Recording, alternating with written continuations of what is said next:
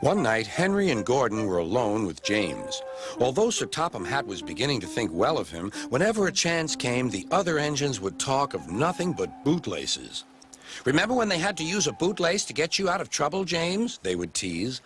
James tried to get back by talking about Henry, who got shut up in a tunnel, and Gordon, who got stuck on a hill, but they wouldn't listen. "You talk too much, little James," said Gordon. "A fine, strong engine like me has something to talk about. I'm the only engine who can pull the express. When I'm not there, they need two engines. Think of that. I've pulled expresses for years and have never once lost my way. I seem to know the right line by instinct." Every wise engine knows that the signalman sets the switches to make the engines run on the right tracks. But Gordon was so proud he had forgotten. "Wake up, James," said Gordon next morning. "It's time for the express. What are you doing? Odd jobs? Ah, well, we all have to begin somewhere, don't we? Run along and get my coaches. Don't be late."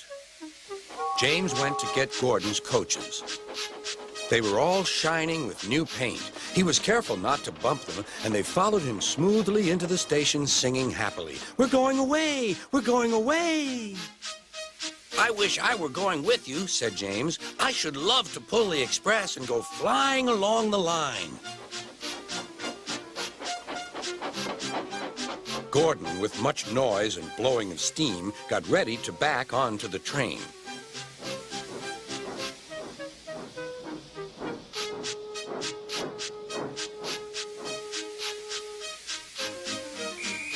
Sir Topham Hatt was on the train with other important people, and as soon as they heard the conductor's whistle, Gordon started. "Look at me now," he puffed, and the coaches glided after him. "Whoop, whoop, whoop, whoop, whoop. Goodbye, little James. See you tomorrow." James watched the train disappear and then went back to work. He pushed some freight cars into their proper sidings and went to fetch the coaches for another train. James had just brought the coaches to the platform when he heard a mournful noise. There was Gordon trying to sneak into the station without being noticed. "Hello, Gordon. Is it tomorrow?" Gordon didn't answer. He just let off steam feebly. "Did you lose your way, Gordon?" "No, it was lost for me. I was switched off the main line onto the loop. I had to go all round and back again." "Perhaps it was instinct," said James. All the passengers were shouting at the ticket window, "We want our money back." Sir Topham Hatt climbed onto a cart and blew the conductor's whistle so loudly that they all stopped to look at him. Then he promised them a new train at once. "Gordon can't do it. Will you pull it for us, James?" "Yes, sir. I'll try." So James was coupled on and everyone got in. "Do your best, James," said Sir Topham Hatt. Come along, puffed James.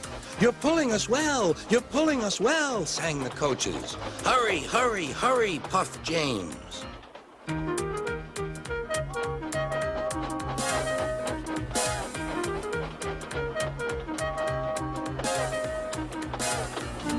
Bridges and stations flashed by. The passengers cheered, and they soon reached the station. Everyone said thank you to James, and Sir Topham Hatt was very impressed.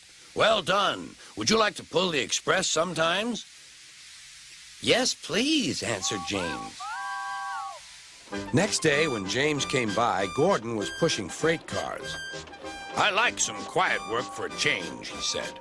"I'm teaching these cars manners. You did well with those coaches, I hear." "Good. We'll show them." And he gave his cars a bump. James and Gordon are now good friends. James sometimes takes the express to give Gordon a rest. Gordon never talks about bootlaces, and they're both quite agreed on the subject of freight cars.